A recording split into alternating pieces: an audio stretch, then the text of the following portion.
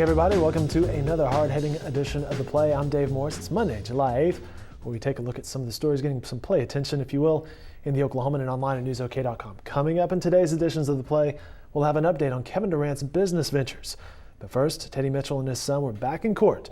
Here with more on that case and other headlines, Rick Green. Rick, thanks for your time today. You're welcome. We have been following the Teddy Mitchell case for some time, as it's one of those headline-worthy stories. What was the latest today?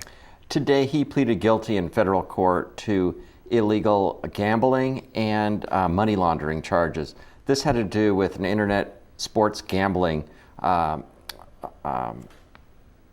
that he was running, and his son also pleaded guilty today. Sentencing is going to be down the road for the both of them, and of course this case had gathered so much attention because Teddy Mitchell's wife, Julie Mitchell, was found bludgeoned to death in the home with a 1-year-old baby next to her, baby not injured, and Teddy Mitchell himself was on the road at the time, not there, but that's what got the interest in the case in the first place.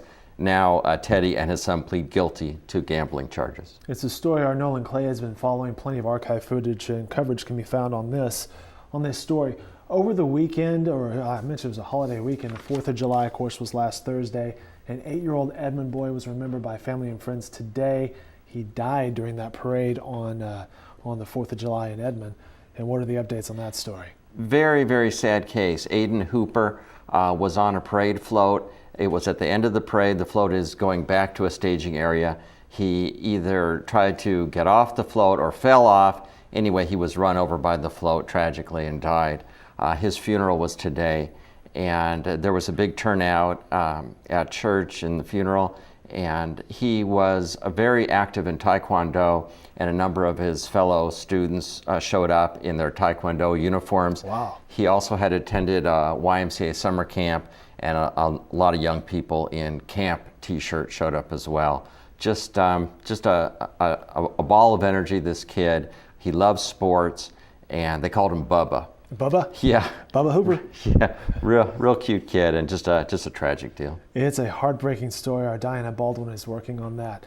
Now, Thunder star Kevin Durant recently purchased some real estate in the Metro, and our business editor Don Mikoy filled us in earlier today on what Durant hopes to do with the property, as well as he provides us with an update on the Thunder Stars restaurant.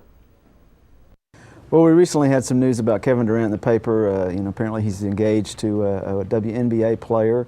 And so our man Steve Lackmeyer is following up today because we also found out that Kevin Durant had recently bought a couple of properties down in a development called The Hill, which is near downtown.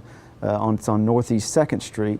He bought two side-by-side townhomes down there, paid about $1.7 million. And apparently he's going to combine these into one 3,700 square foot property. So Steve's looking at that, and he's kind of putting in a larger context of the fact that this area is very popular. They continue to build there, and people continue to snap up these properties. And at the same time, Steve's going to take a look at this new restaurant development, KD's Restaurant, that's going in down at Bricktown, and it's rising up out of the ground, and it's coming along pretty quickly as well. So there's a lot going on downtown with Kevin Durant, even during the off season. And that's not a bad off season to have. You get engaged and you buy a large property in a very nice area downtown. Good for Kevin Durant. Yeah. All right, Rick Green, thanks so much for your time today. Welcome. We appreciate it. Again, these stories can be found in the upcoming editions of the Oklahoman and online at newsok.com. Have a great evening, everybody.